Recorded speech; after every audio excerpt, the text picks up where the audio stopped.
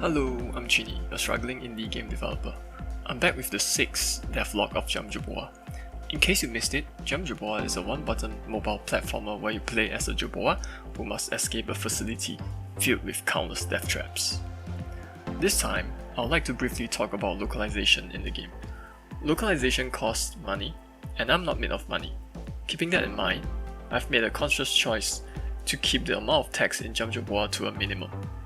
At the moment, the only text I need to localize in the games are related to an in-app purchase.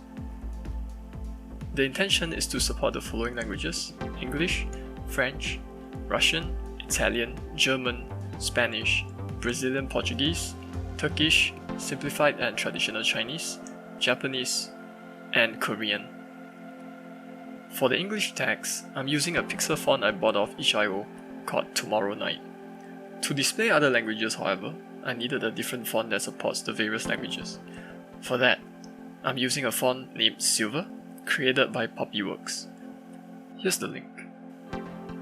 There are some terms and conditions to using the font, so please make sure to check those if you intend to use it. Rather than hard-coding the text, I've opted for a data-driven approach by reading all of the game's text from a CSV file. Usually, I would have a CSV file for each language that I want to support. But in the case of Jam Jerboa, because there are so few texts in the game, I've decided to just pack all of the text in a single file for convenience. Since GameMaker generates a bitmap font for each font that I'm using, I can use this file to specify the character ranges I need. This CSV file is also parsed at the beginning of the game, and the contents stored in memory for subsequent users. More specifically, I stored the text into an array of maps, with each slot of the array meant for a specific language.